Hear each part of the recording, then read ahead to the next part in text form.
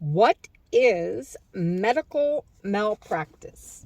This is medically reviewed by Deborah Weatherspoon, PhD, written by Yvette Brazier, updated on June 8th, 2023. It's printed in medicalnewstoday.com.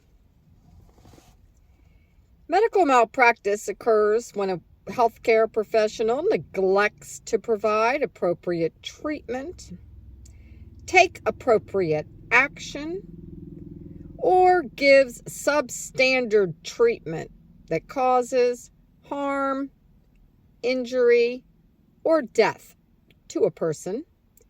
The malpractice or negligence normally involves a medical error.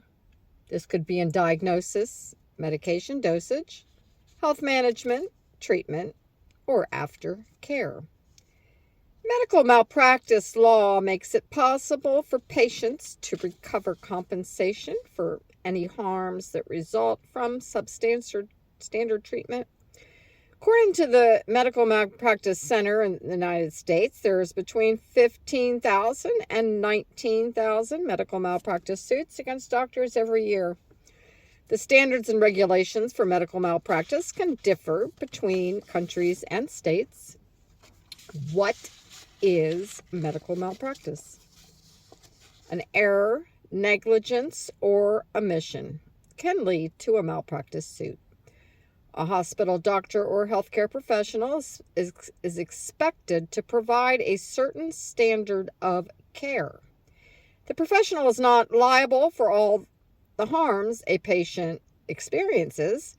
However, they are legally responsible for the patient if the patient experiences harm or injury because the health provider deviated from the quality of care that is normally expected in similar situations. According to the malpractice lawyers in the U.S., the medical malpractice, to be considered, a number of factors have to be involved. These are failure to provide a proper standard of care. This law requires that healthcare professionals adhere to certain standards of care. An injury results from negligence. If a patient feels the provider was negligent but no harm or injury occurs, there can be no claim.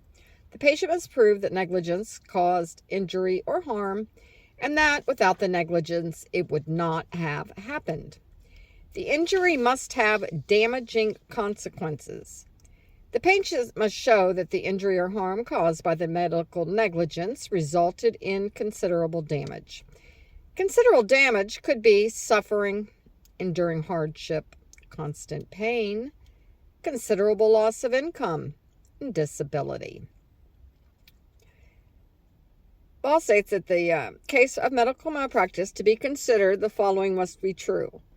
The injured patient must show that the physician acted negligently in rendering care and that the negligence resulted in injury.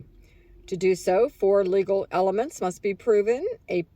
1, a professional duty owed to the patient. 2, breach of such duty. 3, injury caused by the breach. And 4, resulting damages. This includes nothing when they should have done something. This includes doing nothing when they should have done something.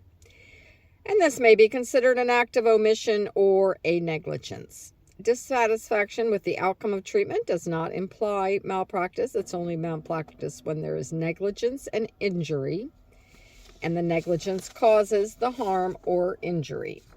Examples of cases where an error or negligence could lead to a lawsuit include misdiagnosis or failure to diagnose, unnecessary or incorrect surgery, premature discharge, failure to order appropriate tests or to act on results, not following up, prescribing the wrong dosage or the wrong medication, leaving things inside the patient's body after surgery, operating on the wrong part of the body, the patient has persistent pain after surgery, potentially fatal infections acquired in the hospital, and pressure ulcers or bed sores. Other serious incidents in the past have included fires in hospitals and patients committing suicide while in the care of health staff.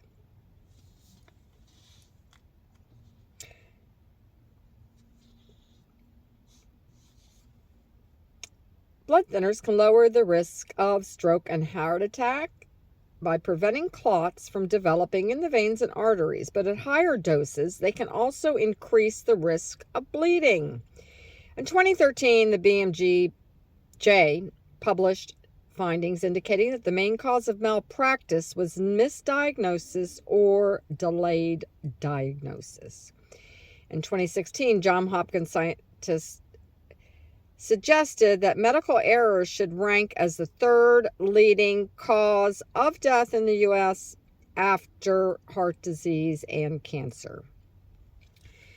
Measures that have reduced the incidence of infringements by hospital include the establishment of guidelines for best practice and sustained implementation of hand hygiene rules. Informed consent. If a patient does not give informed consent to a medical procedure, the doctor or healthcare provider may be liable if the procedure results in harm or injury, even if it was carried out perfectly.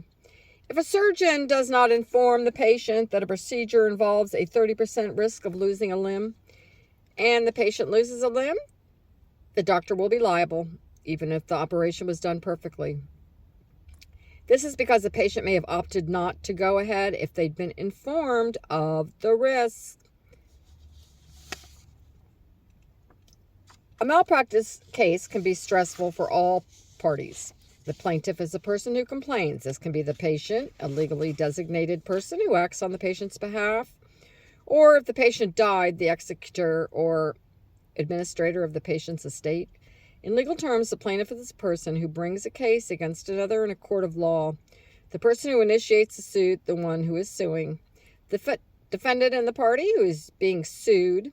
In a medical malpractice suit, it is a health care provider. This could be a doctor, a nurse, a therapist, or any medical provider. Even those who are following orders may be liable for negligent acts. The prevailing party is the party who wins the case, whether the plaintiff or the defendant. And if the defendant wins the case, the plaintiff has lost and will receive no compensation. The losing party is the party who loses the case, and the fact finder is the judge or the jury. The plaintiff has to prove that 4 elements existed in order to succeed in a medical malpractice claim. A duty was owed by the healthcare provider or hospital. A duty was breached because the healthcare provider or hospital did not conform to the expected standard of care. The breach resulted in an injury, and it was closely linked to the injury. Considerable damage resulted for the patient, whether physical, emotional, or financial. The process. Medical malpractice suits are common in the U.S., and first, the plaintiff or their legal representative must file a lawsuit in the court of law. Before the trial begins, the plaintiff and the defendant have to share information through discovery. This may include requests for documents, etc. The parties can settle out of court if they come to an agreement, and in this case, the case will not go to trial. If they do not agree, the case will proceed to trial. The plaintiff has to prove compellingly that the defendant was negligent. In most trials, both the defendant and the plaintiff will present experts to explain what standard of care was required. The fact finder then must consider all the evidence to decide which party is the most credible. A verdict will be given by the fact finder for the prevailing party. In other words, the judge will decide who wins. If it is the plaintiff, the judge will then decide on damages. The losing party may ask for a new trial. In some courts, if the plaintiff wants a larger settlement, they may move for a deter, which means asking for an assessment of the damages and awarding a larger amount. If the defendant is dissatisfied with the large judgment, they may move which means they can ask the court to reduce the amount of the damages. Either party may take an appeal from the judgment. What kind of damages can the plaintiff get? The plaintiff may be awarded compensatory and punitive damages. Compensatory damages may include economic damages, including lost earning capacity, life care expenses, and medical expenses. Usually past and future losses are assessed. Compensatory damages may also include non-economic damages. And punitive damages are only awarded if the defendant is found guilty of malicious and willful conduct. Punitive damages is a form of punishment, and it's compensation in addition to actual damages. Lawsuits tend to be costly, time-consuming, and stressful. Anyone who's considering starting a lawsuit should weigh up the possible pros and cons before taking action. And if the injury is minor, the patient may spend more on the lawsuit than the eventual money they will recover.